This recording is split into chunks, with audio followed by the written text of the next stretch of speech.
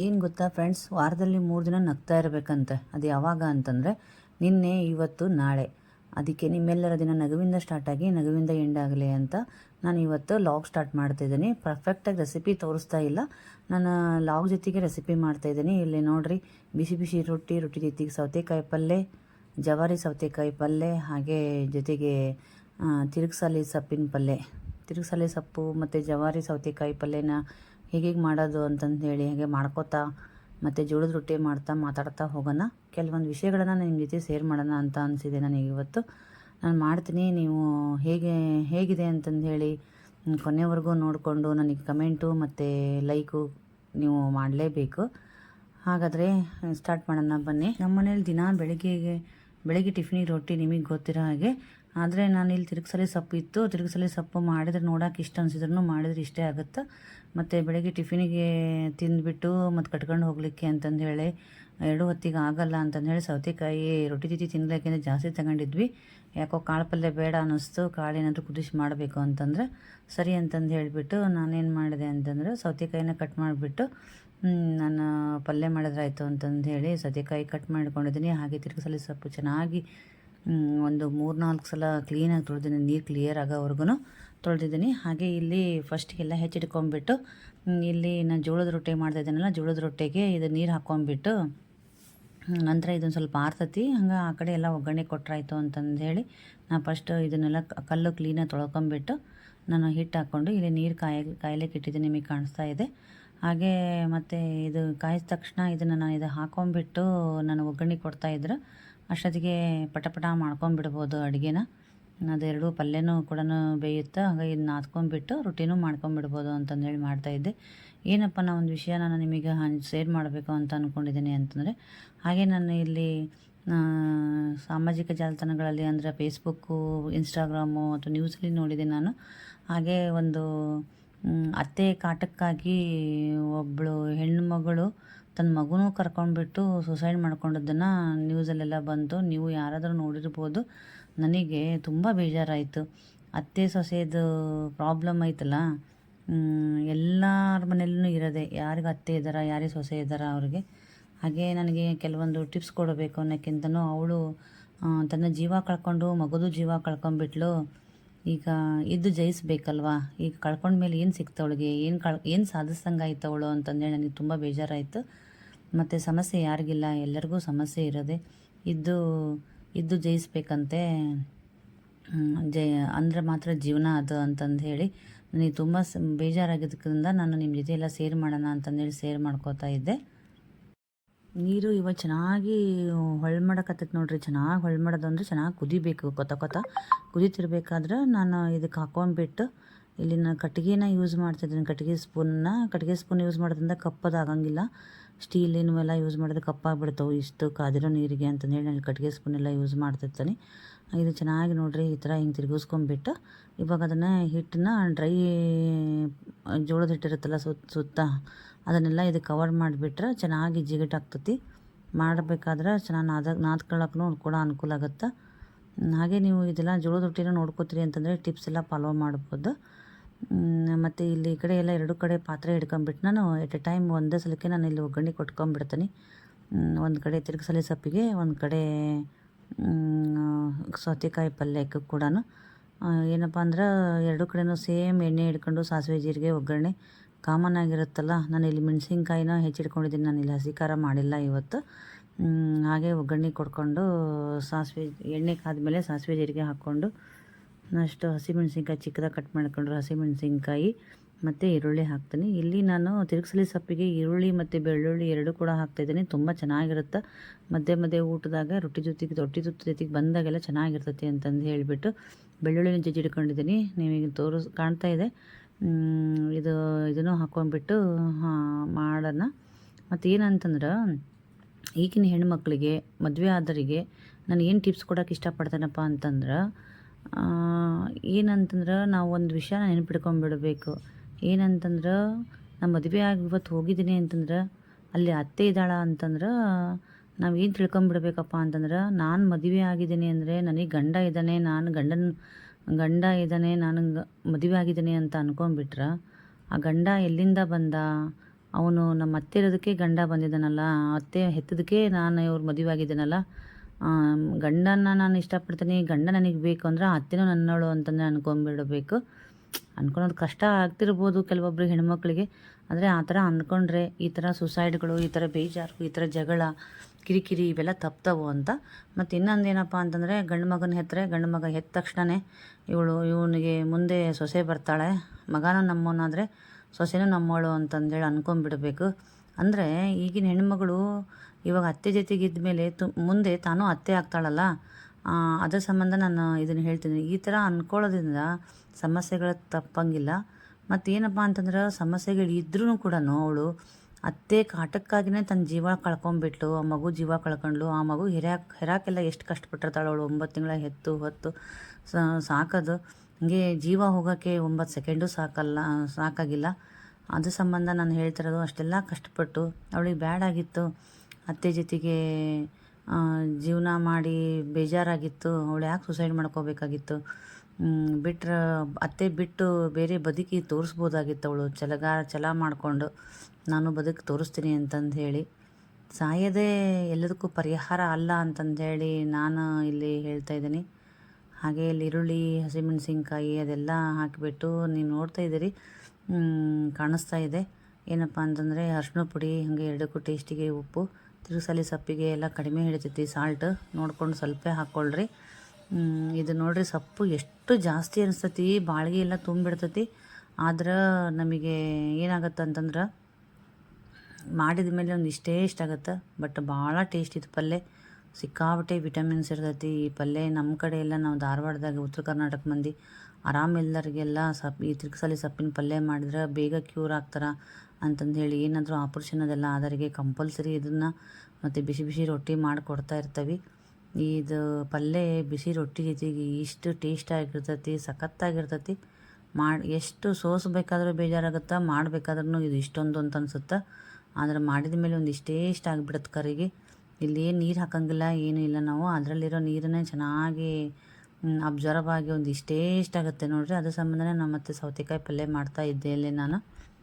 ಈ ಸೊಪ್ಪಿನ ಪಲ್ಯ ಬಾಣಂತಿರಿಗೂ ತುಂಬ ಒಳ್ಳೆಯದು, ನಿಮಗೆ ಗೊತ್ತಿರ್ಬೋದು. ಗೊತ್ತಿದ್ದರೂ ಲೈಕ್ ಮಾಡಿ, ಗೊತ್ತಿಲ್ಲದರು ತಿಳ್ಕೊಂಡು ಬಾಣಂತಿರಿಗೆಲ್ಲ ಮಾಡಿಕೊಡ್ಲಿಕ್ಕೆ ಅಥವಾ ಅಡ್ವೈಸ್ ಮಾಡ್ಬೋದು ನೀವು. ಹಾಗೆ ಆ ಕಡೆ ಎಲ್ಲ ಈರುಳ್ಳಿ ಎಲ್ಲ ಚೆನ್ನಾಗಿ ಬೆಂತು ಅಂತಂದೇಳಿ ನಾನು ಸೌತೆಕಾಯಿ ಎಲ್ಲ ಹಾಕ್ಕೋತಾ ಇದ್ದೇನೆ. ಆ ಕಡೆ ಎಲ್ಲ ಸೌತೆಕಾಯಿ ಪಲ್ಯನೂ ತುಂಬ ಚೆನ್ನಾಗಿರ್ತೈತಿ, ವೆಜಿ ಟೇಸ್ಟ್. ಹಾಗೆ ಕುರುಮುನು ಅಂತಿರ್ತೈತಿ. ಫುಲ್ಲು ಬೇಯಿಸ್ಬಾರ್ದು ಅದನ್ನು, ಹಾಗೆ ಲೈಟಾಗಿ ಒಗ್ಗರಣೆ ಕೊಟ್ಬಿಟ್ಟು ಸ್ವಲ್ಪ ನೀರಾಗಿ ಬೇಯಿಸಿದ್ರು ಪರವಾಗಿಲ್ಲ. ಬಟ್ ಅದು ಬೇಯಂಗಿಲ್ಲ ಬೇಗ. ಸೌತೆಕಾಯಿ ತಿನ್ಲಿಕ್ಕೆ ನಮ್ಗೆ ಎಷ್ಟು ಬಾಯಲ್ಲಿ ಹಗರು ಅನ್ಸುತ್ತೆ, ಬಟ್ ಬೇಗ ಬೇಯಲ್ಲ. ಮತ್ತು ಅದು ಒಂಥರ ಪಲ್ಯ ಚೆನ್ನಾಗಿರುತ್ತೆ, ಟೇಸ್ಟ್ ಇರ್ತೈತಿ. ನಾವು ಈ ಕಡೆ ಎಲ್ಲ ಉತ್ತರ ಕರ್ನಾಟಕದಲ್ಲ ಜಾಸ್ತಿ ಸೌತೆಕಾಯಿ ಪಲ್ಯ ಎಲ್ಲ ಮಾಡ್ತಾರೆ. ನಾನು ಮಾಡೋದು ಕಡಿಮೆ, ರೇರ್. ಹಸಿದ ರಾವಾಗಿ ತಿನ್ನಬೇಕು, ಹಸಿ ವೆಜಿಟೇಬಲ್ ತಿನ್ನಬೇಕು ಅಂತಂದೇಳಿ ನಾವು ಹಾಗೆ ರೊಟ್ಟಿ ಜೊತೆಗೆ ಸೌತೆಕಾಯಿ ತಿಂದುಬಿಡ್ತೇವೆ. ಇವತ್ತು ಕಾಳು ಪಲ್ಯ ಮಾಡಲಿಕ್ಕೆ ಅಥವಾ ತಿನ್ನಲಿಕ್ಕೆ ಬೇಜಾರಾಗಿಬಿಟ್ಟು ನಾನು ಸೌತೆಕಾಯಿ ಇದೆ ತುಂಬ ಇದೆ ಅಂತಂದೇಳಿ ಮಾಡ್ತಾ ಇದ್ದದ್ದು. ಮತ್ತು ತಿರುಗಿಸಲಿ ಸೊಪ್ಪು ಒಂದೇ ಆಗಿಬಿಡುತ್ತೆ, ಒಂದು ಇಷ್ಟೇ ಆಗುತ್ತೆ ಅಂತಂದು ಹೇಳಿಬಿಟ್ಟು ಮಾಡಿದ ಮೇಲೆ ತುಂಬ ಚೆನ್ನಾಗಾಗಿದ್ವು ಎರಡೂ. ಹಾಗೆ ಜಾಸ್ತಿನೂ ಅಂತ ಅನಿಸಿತ್ತು. ಇನ್ನೇನು ಮತ್ತೆ ಜಾಸ್ತಿ ಮಾಡಿದ ಮೇಲೆ ಚೆನ್ನಾಗಿ ಮಾಡಿಕೊಂಡು ತಿನ್ನೋದು ಅಂತಂದೇಳಿ ಇಲ್ಲಿಗೆ ಕೊತ್ತಂಬರಿ ತೊಳ್ಕೊಂಡಿದ್ದೆ ನಾನು. ಅದನ್ನು ಸೌತೆಕಾಯಿ ಪಲ್ಯಕ್ಕೆ ಹಾಕಿರಾಯ್ತು ಅಂತಂದೇಳಿ ಅದನ್ನು ಕಟ್ ಮಾಡ್ಕೊತಾ ಇದ್ದೆ. ಯಾವುದೇ ಸಮಸ್ಯೆಗಳಿಗೆ ಪರಿಹಾರ ಇದ್ದಿರ್ತೈತಿ, ಪರಿಹಾರ ಇಲ್ಲದ ಇರೋ ಸಮಸ್ಯೆಗಳು ಇಲ್ಲೇ ಇಲ್ಲ. ನಾವು ಯಾವತ್ತಾದರೂ ಏನಾದರೂ ಯೋಚನೆ ಮಾಡಬೇಕಂದ್ರೆ ನಿಧಾನಕ್ಕೆ ಕುತ್ಕೊಂಡು ಯೋಚನೆ ಮಾಡಬೇಕು, ಏನು ಸಮಸ್ಯೆ ಆಗಿದೆ ಏನು ಅಂತಂದೇಳಿ. ಸಿಟ್ಟಾಗುತ್ತೆ, ಕಿರಿಕಿರಿ ಆಗುತ್ತೆ, ಬೇಜಾರಾಗಿರುತ್ತೆ, ಇಲ್ಲ ಅಂತ ಅಲ್ಲ. ಈ ಮೋಸ್ಟ್ಲಿ ಇದು ಜಗತ್ತಿನ ಅತಿ ದೊಡ್ಡ ಸಮಸ್ಯೆ ಅಂದರೆ ಅತ್ತೆ ಸೊಸೆದೇ ಇರ್ಬೋದು ಅಂತಂದೇಳಿ ನಾನು ಅಂದ್ಕೊಂಡಿದ್ದೀನಿ, ಬೇರೆ ಸಮಸ್ಯೆಗಳಿಲ್ಲ. ಹಾಗೆ ಗಂಡು ಮಕ್ಳಿಗೂ ಕೂಡ ಆ ಮಗ ಅಥವಾ ಆಗಿರಲಿ, ಗಂಡ ಆಗಿರಲಿ, ಅವ್ರಿಗೂ ಎಷ್ಟೊಂದು ಕಿರಿಕಿರಿ ಆಗುತ್ತೆ.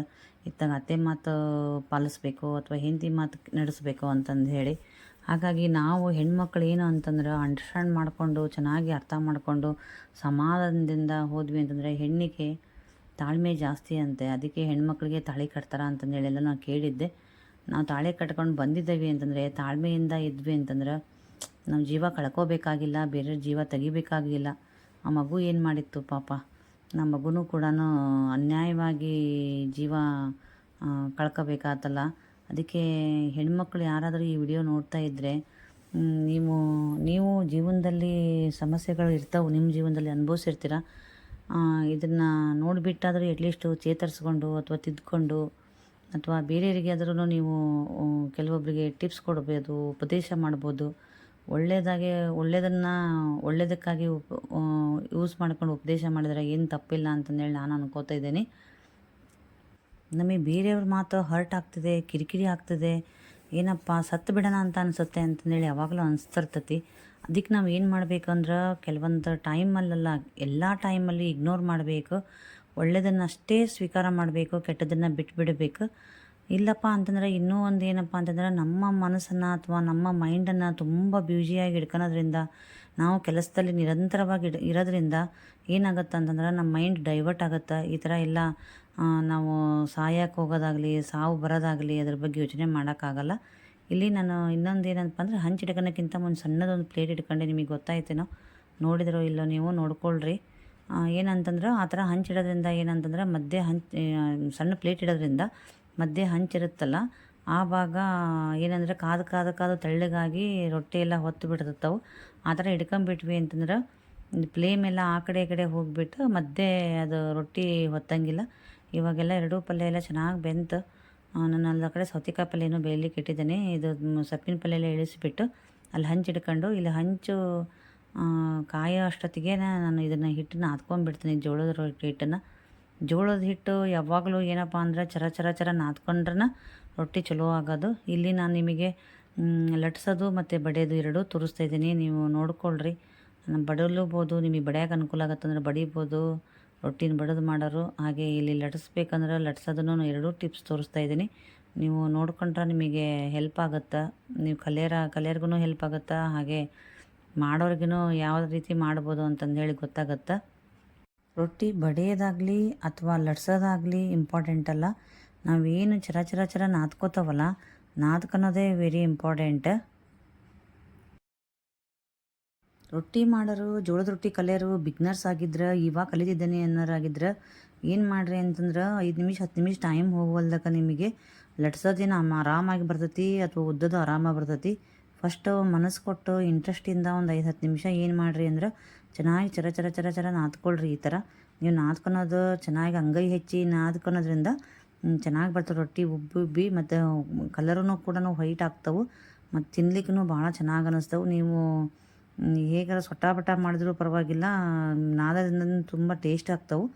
ಈ ಟಿಪ್ಸನ್ನು ಫಾಲೋ ಮಾಡಿದ್ರೆ ನಿಮ್ಮ ರೊಟ್ಟಿ ಏನು ಕಷ್ಟ ಅಂದ್ಕೊಂಡು ಆ ಸತ್ತಿರೋ ಹುಡುಗಿನ ನೆನೆಸ್ಕೊಂಡ್ರೆ ಏನು ಅನ್ಸುತ್ತೆ ಗೊತ್ತಾ, ಅವಳಂತ ಹುಚ್ಚಿನ ಯಾರಿಲ್ಲ ಅಂತ ಅನ್ಸುತ್ತೆ. ಏನಂತಂದರೆ ಸತ್ಬಿಟ್ಟು ಇವ್ರಿಗೆಲ್ಲ ಪಾಠ ಕಲ್ಸೋಣ, ಬುದ್ಧಿ ಕಲ್ಸೋಣ ಅಂತ ಅಂದ್ಕೊಂಡು ಸತ್ಬಿಟ್ಟಿರ್ತಾರೆ.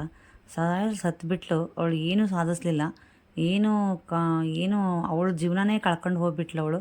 ಆದರೆ ಇರೋರು ಆರಾಮಾಗೇ ಇರ್ತಾರೆ, ಇರೋರಿಗೆ ಮಸ್ತ ಮಾಡಿ ಹೋಗೋಣ ಅಂತ ಅಂದ್ಕೊಂಡಿರ್ತಾರೆ. ಬಟ್ ಏನು ಮಾಡಿರಂಗಿಲ್ಲ, ಇರೋರು ಚೆಂದಾಗೇ ಇರ್ತಾರೆ. ನಾನು ಅದೇ ಹೇಳೋದು, ಯಾವಾಗಲೂ ಯಾವುದಕ್ಕಾದ್ರೂ ನಾವು ಕೆಟ್ಟ ವಿಚಾರಕ್ಕಾದ್ರೆ ಅಥವಾ ಆಗಲಿ ಒಳ್ಳೆಯ ವಿಚಾರಕ್ಕಾಗಲಿ ಅಥವಾ ಚೆನ್ನಾಗಿ ಯೋಚನೆ ಮಾಡಬೇಕು, ನಿಧಾನಕ್ಕೆ ಕೂತ್ಕೊಂಡು. ಯಾವಾಗಲೂ ನಿಮಗೂ ಎಲ್ಲ ನಾನು ಏನು ಟಿಪ್ಸ್ ಹೇಳ್ತೀನಿ ಅಂದ್ರೆ, ಈಸಬೇಕು ಇದ್ದು ಜಯಿಸಬೇಕು ಅಂತಂದೇಳಿ ಐತಲ್ಲ, ಅದನ್ನು ನೆನೆಸ್ಕೋತಾ ಇರ್ರಿ. ಸಮಸ್ಯೆ ಇಲ್ಲದ ಜೀವನ ಇಲ್ಲೇ ಇಲ್ಲ. ನಾವು ಯಾವ ಸಮಸ್ಯೆನಾದ್ರೂ ಬಗೆಹರಿ ಸಮಸ್ಯೆ ಇಲ್ಲೇ ಇಲ್ಲ. ಎಲ್ಲ ಸಮಸ್ಯೆಗೂ ಒಂದು ಪರಿಹಾರ ಇದ್ದೇ ಇರ್ತೈತಿ. ಪ್ಲೀಸ್ ದಯವಿಟ್ಟು ನೀವು ಯಾರಾದರೂ ನಿಮ್ಮಲ್ಲಿ ಕೆಲವೊಬ್ಬರು ದುಃಖ ಹೇಳ್ಕೊಂಬಂದ್ರೆ ಅವ್ರಿಗೆಲ್ಲ ಸಲಹೆ ಕೊಡ್ರಿ, ಒಳ್ಳೆಯ ನಿರ್ಧಾರಗಳನ್ನು ತಗೊಳಕ್ಕೆ ಹೇಳ್ರಿ. ಹಾಗೆ ಈ ಥರದ್ದು ಕೆಟ್ಟ ತಪ್ಪು ನಿರ್ಧಾರಗಳನ್ನು ತಗೊಂಡ್ಬಿಟ್ಟು ನೋಡ್ರಿ ಅವ್ರ ಜೀವನನೇ ಹಾಳು ಮಾಡ್ಕೊಂಡ್ರೆ ಆ ಮಗು ಏನು ಮಾಡಿತ್ರಿ ಪಾಪ. ನನಗೆ ತುಂಬ ಬೇಜಾರಾಗ್ತೈತೆ. ಅದನ್ನು ನಿಮಗೆಲ್ಲ ಏನು ಅನ್ನಿಸ್ತು ಈ ಮಾಹಿತಿ ಬಗ್ಗೆ ಅಂತಂದೇಳಿ ನನಗೆ ಕಮೆಂಟ್ ಮೂಲಕ ತಿಳಿಸ್ರಿ. ನಾನು ಲಟ್ಸೋದನ್ನು ತೋರಿಸಿದೆ, ನಾನೀಗ ಬಡ ಲಟ್ಟಿಸ್ಬಿಟ್ಟೆ ಮಾಡಿದೆ. ಒಂದು ರೊಟ್ಟಿ ತೆಗೆದುಬಿಟ್ಟು ಇನ್ನೊಂದು ರೊಟ್ಟಿ ಹಾಕಿದೆ. ಇವಾಗ ಬಡಿಯೋದನ್ನು ತೋರಿಸ್ತೇನೆ ನೋಡ್ರಿ.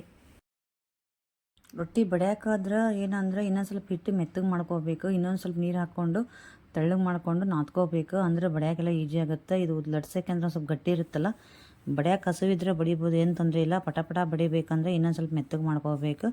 ಮತ್ತು ನೋಡಿರಿ ಚೆನ್ನಾಗಿ ನಾದ್ಕೊಂಡಿರೋದ್ರಿಂದ ಹಿಟ್ಟು ಏನಾಗುತ್ತೆ ಅಂತಂದ್ರೆ ರೊಟ್ಟಿ ಕೂಡ ಕಲರು ಚೆನ್ನಾಗಿ ಬರ್ತವೆ ಮತ್ತು ಉಬ್ಕೊಂಡು ಬರ್ತವೆ. ನಾವೊಂದು ಹೊಳ್ಳ ಬೇಯಿಸ್ಬೇಕಂತ ಇಲ್ಲ, ಒಂದು ಸಲ ನೀರು ಹಚ್ಚಿಬಿಟ್ಟು ತಿರುಗಿಸ್ಬಿಟ್ರೆ ಎಷ್ಟು ಚೆನ್ನಾಗಿ ಉಬ್ಕೊಂಡು ಬರ್ತವೆ ರೊಟ್ಟಿ. ಮತ್ತು ಇಲ್ಲಿ ಒಂದು ಬಡಿದು ತೋರಿಸ್ತೀನಿ ನಿಮಗೆ. ಬಡಿದು ತೋರ್ಸೋಕೆ ನಾನು ಏನು ಮಾಡಿದ್ದೀನಿ ಅಂತಂದ್ರೆ ಇನ್ನೂ ಸ್ವಲ್ಪ ನೀರು ಹಾಕ್ಕೊಂಡು ಚೆನ್ನಾಗಿ ನಾದ್ಕೊಂಡು ಪಟ ಬಡಿದ್ಬಿಟ್ಟೆ. ನಾವು ಮೊದಲೆಲ್ಲ ಬಡದೇ ಮಾಡ್ತಿದ್ವಿ, ಇವಾಗ ಲಟ್ಸೋದು ಕಲ್ತಿಂದ ಲಟ್ಸೋದೇ ಈಜಿ ಅನಿಸ್ಬಿಟ್ಟೈತೆ ನನಗೆ. ಹಾಗಾಗಿ ಮತ್ತು ನಾನು ದಿನ ಬೆಳಗ್ಗೆ ರೊಟ್ಟಿ ಮಾಡಿ ಮಾಡಲೇಬೇಕು, ಮತ್ತು ಮಾಡ್ಕೊಂಡು ಆಫೀಸ್ಗೆ ಹೋಗ್ಬೇಕಲ್ಲ, ಟೈಮ್ ಆಗುತ್ತೆ ಅಂತಂದೇಳಿ ಒಂದು ಸ್ವಲ್ಪ ಕೈ ನೋವಿತ್ತು. ನಾವೆಲ್ಲ ನಮಗೆಲ್ಲ ಡಾಕ್ಟ್ರು ಬಡಿಬಾರ್ದು, ರೊಟ್ಟಿ ಬಡಿಬೇಡ್ರಿ ಅಂತ ಹೇಳಿದ್ರು. ಒಂದು ಸ್ವಲ್ಪ ಕೈ ಪ್ರೆಷರ್ ಬೀಳಬಾರ್ದು ಅಂದು ಆವಾಗಿಂದ ಲಟ್ಸೋಕೆ ಸ್ಟಾರ್ಟ್ ಮಾಡಿದೆ ನಾನು. ಅದೇ ಅಭ್ಯಾಸ ಆಗಿಬಿಟ್ಟೈತಿ. ಬಟ್ ಬಡಿಯೋದೇನು ನನಗೇನು ಮರ್ತು ಹೋಗಿಲ್ಲ. ಅದಕ್ಕೆ ನಿಮಗೂ ತೋರ್ಸೋಣ ಅಂತಂದೇಳಿ ನಾನು ನಿಮಗೆ ತೋರಿಸ್ತಾ ಇದ್ದೆ. ಕಲಿಯರಾಗಿದ್ದರೆ ಪಟ ಪಟ ಕಲ್ಕೊಂಬಿಡ್ರಿ. ನಾವು ಯಾವುದೂ ಏನಂದರೆ ಕಲಿಯೋವರೆಗೂ ಅಷ್ಟೇ ಕಷ್ಟ, ಕಲ್ತ ಮೇಲೆ ಎಲ್ಲ ಈಜಿನೇ. ಯಾವುದೂ ನಮಗೆ ಬರಲ್ಲ ಅಂತಂದೇಳಿ ಹೇಳಬಾರ್ದು, ಎಲ್ಲವೂ ನಾವು ಕಲಿಯೋಕ್ಕೆ ಪ್ರಯತ್ನ ಪಡಬೇಕು ಅಂತ ನಾನು ಇದ್ರ ಮೂಲಕ ನಿಮಗೆ ಟಿಪ್ಸ್ ಹೇಳ್ತೀನಿ. ಹಾಗೆ ನಾನು ಅದು ಒಂದು ಹೆಣ್ಮಗಳ ಬಗ್ಗೆ ಮಾತಾಡಿರೋದು ನಿಮಗೆ ಏನು ಅನ್ನಿಸ್ತು ಅಥವಾ ಹೇಗೆ ಅನ್ನಿಸ್ತು ಅಂತಂದು ಹೇಳಿ, ನಿಮ್ಮನೆ ಹೆಣ್ಮಕ್ಳು ಎಲ್ಲ ಇದ್ದಾರೆ, ಅವ್ರಿಗೆಲ್ಲ ಸಲಹೆ ಅದೆಲ್ಲ ಕೊಡಿ ಈ ವಿಡಿಯೋ ನೋಡಿದ ಮೇಲೆ. ಅಥವಾ ನಿಮಗೇನು ಅನ್ನಿಸ್ತು ಅಂತ ನನಗೆ ಕಮೆಂಟ್ ಮೂಲಕ ತಿಳಿಸಿ. ಯಾವುದಾದ್ರೂ ಸಣ್ಣ ವಿಷಯಕ್ಕೂ ನಿಮಗೆ ನಾನು ಮಾತಾಡಿರೋ ವಿಚಾರದಲ್ಲಿ ನಿಮಗೆ ಲೈಕ್ ಆಗಿತ್ತು ಅಂದರೆ, ಇಷ್ಟ ಆಗಿತ್ತು ಅಂದರೆ ಲೈಕ್ ಮಾಡೋದನ್ನು ಮರಿಬೇಡಿ. ನೋಡಿರಿ, ಬಡ್ದಿರೋ ರೊಟ್ಟಿ ಎಷ್ಟು ಚೆನ್ನಾಗಿ ಬುರು ಒಬ್ಬಿಡ್ತಾವೆ. ಸ್ವಲ್ಪ ದಪ್ಪ ಆಗಿರ್ತಾವಲ್ಲ ಅವು. ಮತ್ತು ನಂದು ಲಟ್ಸಿರೋ ರೊಟ್ಟಿನೂ ಕೂಡ ಚೆನ್ನಾಗೇ ಉಬ್ತಾವೆ. ಯಾಕಂದರೆ ನಾನು ಮೊದಲೇ ಹೇಳಿದೆ ನಿಮಗೆ, ಚೆನ್ನಾಗಿ ನಾದ್ಕೊಂಡ್ರೆ ಚೆನ್ನಾಗಿ ಉಬ್ಕೊಂಡು ಬರ್ತಾವಂತ. ಹಾಗೆ ಒಂದಾದ್ಮೇಲೆ ಒಂದು ಈ ಥರ ರೊಟ್ಟಿ ಪ್ರೊಸೆಸ್ ಇದ್ದೇ ಬಿಡ್ತೈತಿ. ನನಗಿನ್ನೂ ಆ್ಯಕ್ಚುಲಿ ನಾನು ಲಟ್ಸೋದು ಹಂಚು ಇನ್ನೂ ಬೆಂದಿರೋಂಗಿಲ್ಲ ರೊಟ್ಟಿ, ಅಷ್ಟು ಫಾಸ್ಟಾಗಿ ನಾನು ಲಟ್ಟಿಸ್ಬಿಟ್ಟಿರ್ತೀನಿ. ಹಾಗೆ ಇಲ್ಲಿ